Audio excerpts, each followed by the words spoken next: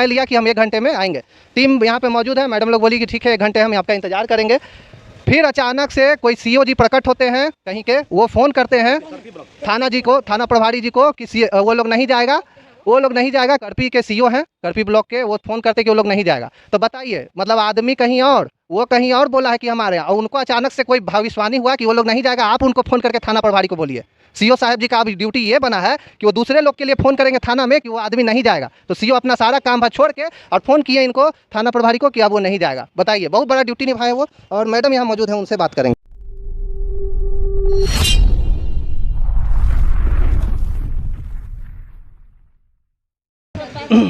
नमस्कार, आप देख रहे हैं HRS न्यूज़। मैं अरविंद कुमार। अभी हम लोग मौजूद हैं किंजर थाना, जो कि अरवल ज़िला में पड़ता है। और यहाँ पे हम लोग आए हुए हैं आपको दिखाने के लिए कि आप देख सकते हैं कि देश में कुल 7 अजूबा है, लेकिन एक बिहार में भी पाया गया है। कैसे पाया गया है वो अभी हम आपको दिखाएंगे कि कैसे अगर कोई भी व्यक्ति चाहे तो किसी को भी कुछ काम करने से कैसे रोक सकता है बिना कोई कागज़ पत्तर का कुछ का। वो आप इनसे सुन सकते हैं। इनके साथ भी ऐसी घटना घटित हुई है। अब हमको तो लग रहा है कि कल के डेट में हम चाहें तो गांधी मैदान में भी किसी को कार्यक्रम करने से रोक सकते हैं, जिस तरीके का मामला यहाँ थाना में देखा जा रहा है। और तुरंत उस मामले को दर्ज करके उस पर कार्रवाई भी हो जा रही है। तो कल के डेट का कोई कार्यक्रम सरकार का कोई, हम भी जाके बोलेंगे कि मेरा है यहाँ ज़मीन 144 लगाओ, अब पुलिस लगा देगा, क्योंकि यहाँ जब लगा सकता है तो वहाँ भी लगा सकता है। क्या नाम हुआ सर? संतोष कुमार सर। क्या मामला है बताइए। मामला है कि हम लोग का जो ज़मीन है सर, 100 साल से हम लोग का ज़मीन हम लोग के कब्जे में है, जो कि हम लोग लगातार खेती करते आ रहे हैं, जिसमें कि पिछले 3 वर्षों से हमारे पिताजी के निधन होने के बाद और एक हमारे घर में ही रहते हैं, जो कि पूर्वज लोग के द्वारा उनको दान में दिया गया था कि रहिए इसमें, बिना लिखे हुए मकान को। लेकिन उस मकान से हम लोग को कोई आपत्ति नहीं है सर, रह रहे हैं, कोई दिक्कत नहीं। किसी अनाथ को अनाथ को सहारा दिया गया कि तुम मेरे के यहाँ रहो। जी।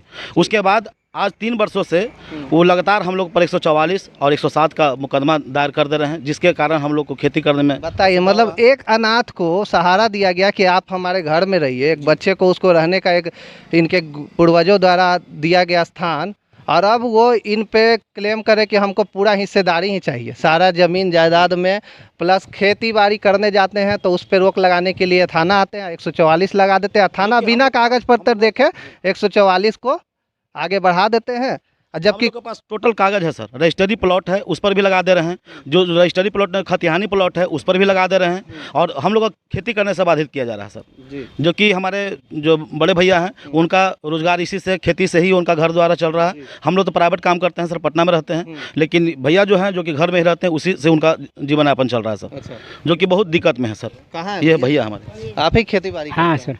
तो क्या दिक्कत हो रहा है, कब से ये दिक्कत हो रहा है? दिक्कत हो रहा है 21 से समझे सर, 3 साल हो गया 23, और उसके बाद मतलब खेती जोतते हैं और मारो पीट नहीं करते हैं। वहाँ के यहाँ थाना में कहता है कि मारपीट किए हैं, 44 लगा देता है। अच्छा, थाना में आके कहता है मारपीट किया है, वो 140 लगा देता है। थाना जाता है, वहाँ रिपोर्ट लेता है गाँव घर से कि लड़ाई झगड़ा हुआ। आपसे पूछा गया कभी यहाँ बुला के कि क्या मामला है क्या? नहीं सर, नहीं सर। सिर्फ आता है, बोलता है, थाना कार्रवाई आगे बढ़ा देता है सर, यही बात। जबकि SDO कोर्ट से सर गांव से पूछा तब क्या बोलता है? गांव घर कहा कि थाना गया ना, तो कहा कि मतलब कि लड़ाई झगड़ा हुआ है, जो था कहा कि नहीं लड़ाई झगड़ा नहीं हुआ। नहीं। हाँ, फिर यहाँ आए ना, बुलाया तो फिर आए तो कहा कि बाद में पीछे में लगा देते हैं, यहाँ से रिपोर्ट बना के कोर्ट से आ जाता है जैसे कि 7 दफ़ा जी।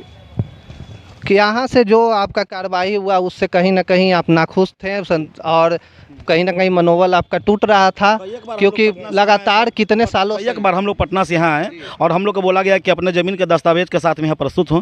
हम लोग बार हम अपने बड़े भाई और एक और चचेरा भाई हैं, उनके साथ में तीनों भाई हम लोग यहाँ पर पहुँचे हैं, जबकि सब सारा कागज़ हम लोग यहाँ दिए हैं। अगला पार्टी जो विपक्षी पार्टी है वो कभी कोई कागज़ नहीं देते हैं, झूठ मूठ का परेशानी किया जा रहा है। उसके बाद देखिए सर कि 2021 में भी हम लोग के SDO, हाँ जूम करिएगा यहाँ पे, SDO कोर्ट से हम लोग के हक में ऑर्डर हुआ है। ये कहा गया है कि यदि आपको इसमें संतुष्टि नहीं है तो आप उच्च न्यायालय की ओर जाएं। लेकिन इसके बाद भी 2022 में भी हमको ऑर्डर किया गया, वो उसका भी आया सर कागज़, देखिए ऐसा नहीं है कि इनका जो भी बोलना है ये भी बस बात कर रहे हैं। सारा कागज आप देख सकते हैं, इसमें सारा इनका कोर्ट का भी कागज आया हुआ है, ऑर्डर सारा आया हुआ है। इसका भी एक ऑर्डर हुआ है सर, जो कि लेकिन पुलिस प्रशासन को ये नहीं दिखता है, उसको दिखता है सिर्फ कोई आया, ये दिया, बात किया, वो उस पर काम हो गया। लेकिन ये कागज पत्र ये सब, यानी ये जो SDO का कोर्ट का कागज है, ये अनुमंडल दंडाधिकारी का जो कागज है, ये कोई वैल्यू नहीं रखता इनके लिए। इनके लिए वैल्यू रखता है कि सामने वाला पार्टी आए या कोई पदाधिकारी इनसे फ़ोन करवा दे और उस पर ये लोग बस आगे एक्शन ले ले। अभी जस्ट का ये घटना है हमारे सामने, हम उस रिकॉर्डिंग को भी चलाना चाहेंगे। जो CO है यहाँ के, वो मानवाधिकार रक्षक पटना से टीम यहाँ आई है। अभी ये लोग थाना में बात किए हैं, थाना प्रभारी जो भी यहाँ पे प्रभार संभाले उनसे बात हुआ। उन्होंने बोला कि हम दूसरे पक्ष को मैम बुलाते हैं, यहाँ पे बात होगा, उनके भी बातों को सुना जाएगा, उनके सारे कागज़ पत्र की जांच होगी। और फिर उन्होंने सब बात किया है, दूसरे पक्ष को फ़ोन पे हमारे सामने कॉल पे बात किया। उन्होंने समय लिया कि हम 1 घंटे में आएंगे। टीम यहाँ पे मौजूद है, मैडम लोग बोली कि ठीक है 1 घंटे हम आपका इंतज़ार करेंगे। फिर अचानक से कोई CO जी प्रकट होते हैं कहीं के, वो फ़ोन करते हैं थाना जी को, थाना प्रभारी जी को कि वो लोग नहीं जाएगा, वो लोग नहीं जाएगा। करपी के CO हैं, करपी ब्लॉक के, वो फ़ोन करते कि वो लोग नहीं जाएगा। तो बताइए, मतलब आदमी कहीं और, वो कहीं और बोला है कि हमारे यहाँ, और उनको अचानक से कोई भविष्यवाणी हुआ कि वो लोग नहीं जाएगा। आप उनको फ़ोन करके थाना प्रभारी को बोलिए। CO साहब जी का अब ड्यूटी ये बना है कि वो दूसरे लोग के लिए फ़ोन करेंगे थाना में कि वो आदमी नहीं जाएगा। तो CO अपना सारा काम छोड़ के और फ़ोन किए इनको थाना प्रभारी को कि अब वो नहीं जाएगा। बताइए, बहुत बड़ा ड्यूटी निभाए वो। और मैडम यहाँ मौजूद हैं, उनसे बात करेंगे। मैम, क्या आज हुआ है थाना में? आप लोग आई हैं, क्या बात हुआ? हम लोग आए हुए हैं किंजर थाना, जो ये अरवल ज़िला में पड़ता है। और ये संतोष जी का के ज़मीनी विवाद का केस है यहाँ, जो कि बहुत ही पेचीदा है। मतलब सारा कागज़, सारा पेपर, इनका जो ज़मीन है सारे इनके फेवर में है, सारा ओरिजिनल है इनके पास। और ये इन्होंने जो बात बताया है वो सारा चीज़ ये पहले ही रख चुके हैं कि क्या है, आप देख सकते हैं।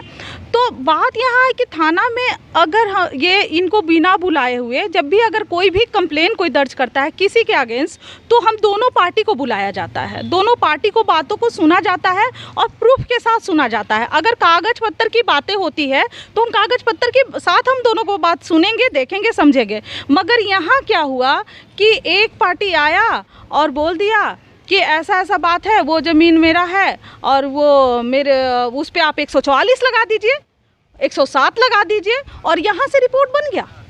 ये यहाँ का जो किंजर थाना है, वहाँ से थाना प्रभारी ने क्या किया कि रिपोर्ट बना दिया और रिपोर्ट बनाकर CO के पास भेज दिया।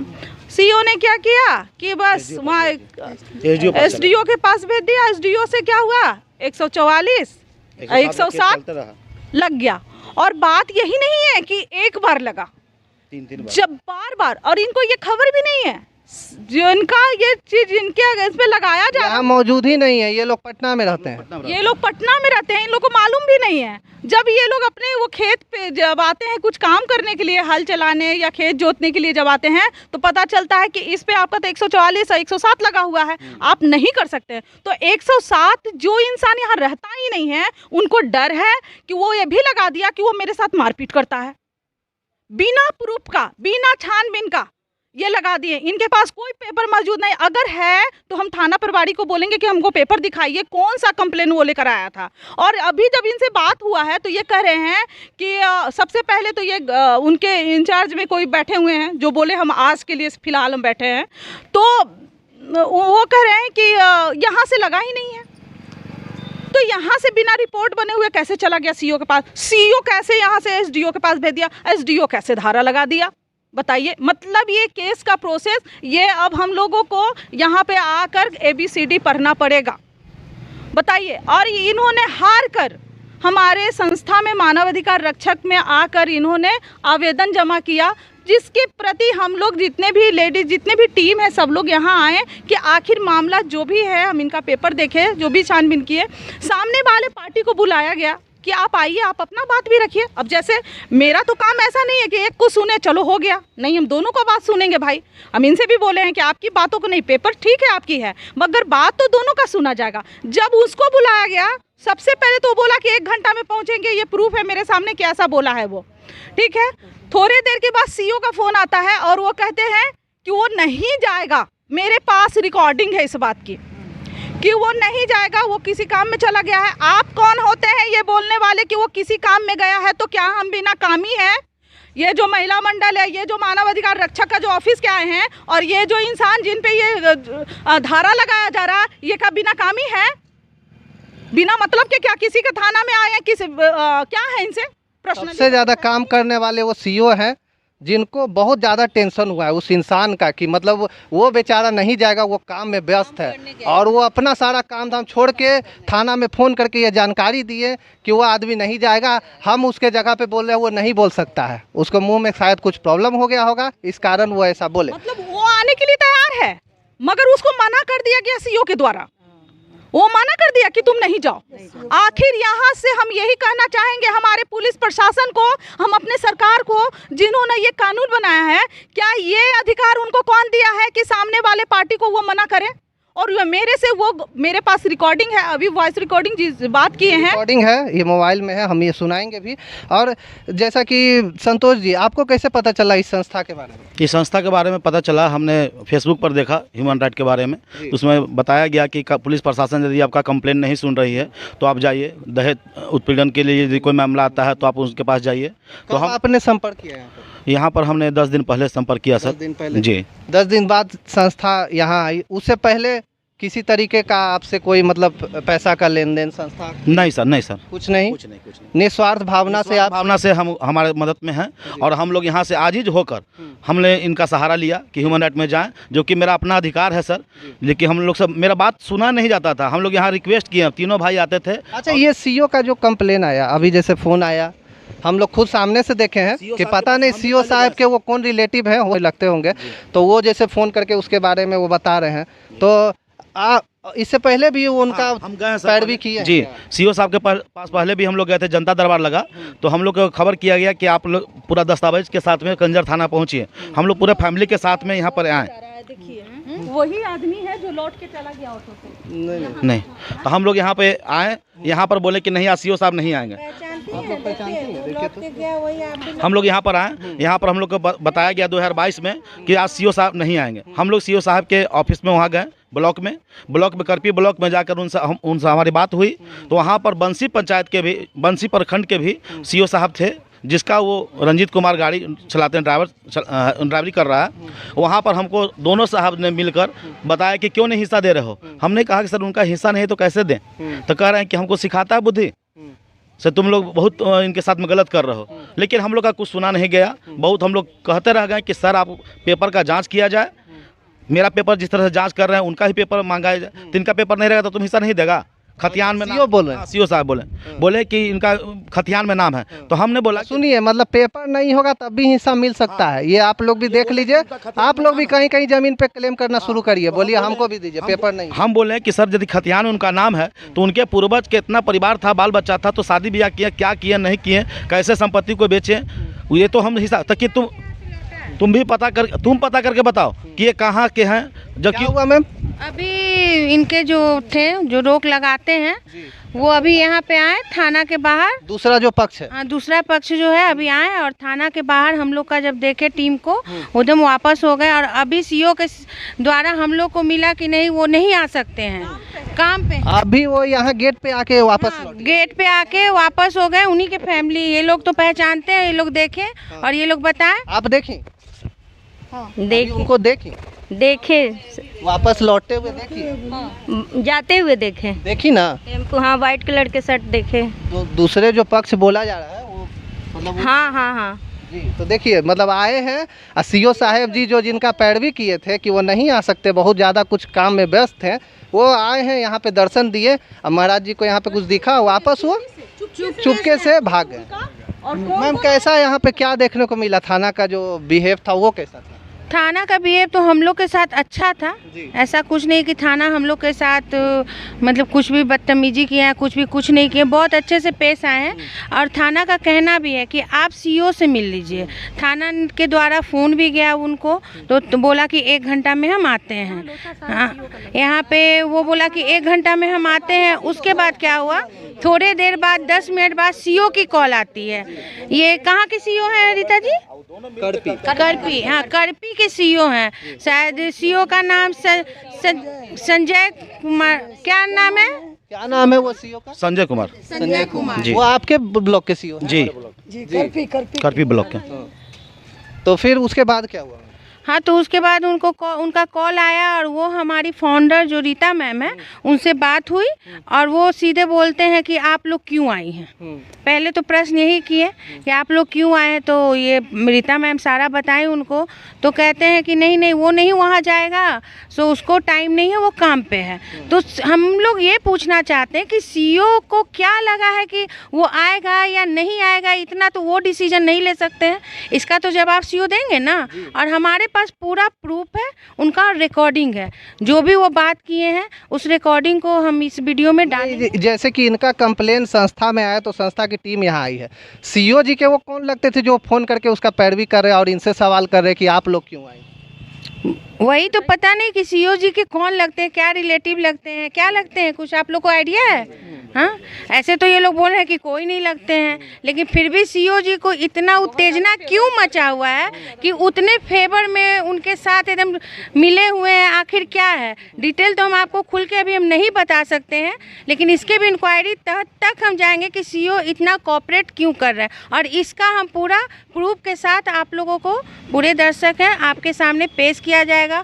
और जहाँ तक होगा हम लोग ऊपर नीतीश कुमार जी के यहाँ भी जाएंगे, आदरणीय नीतीश कुमार जी के यहाँ भी जाएंगे, और इस मामले पे हम लोग थोड़ा सा। अभी कहाँ जाने वाले हैं? अभी तो एसडीओ ऑफिस जाएंगे, अभी हम लोग वहाँ मिलते हैं जी। अभी एसडीओ ऑफिस चलेंगे और वहाँ भी बात करेंगे कि एसडीओ ऑफिस में क्या होता है। जबकि एसडीओ ऑफिस का निर्णय हम बताना चाहेंगे कि 2 बार इनके पक्ष में निर्णय आ चुका है। उन्होंने बोला है साफ साफ कि आप जाकर ये द्वितीय जो पक्ष है उसको ये दिया गया है निर्णय कि आप जाके इस आगे सेशन कोर्ट में टाइटल सूट फाइल करें। ये 144 लगाने का कोई आपका राइट नहीं बनता। यही कहा गया। जी जी जी जी। वो हमारा पेपर भी है। 2 बार निर्णय आ चुका है। तो अब एसडीओ ऑफिस हम लोग चलेंगे, उनसे बात करेंगे कि सर ये तो आपने सही निर्णय दिया, बिल्कुल सही आपने काम किया, लेकिन बीच में जो ये क्या बोलता है सीईओ जी जो बन रहे हैं बिचौलिया, उनका रोल क्या है इसमें, उसके बारे में कौन डिसीजन ले और उनका भी निर्णय कुछ निकाला जाए।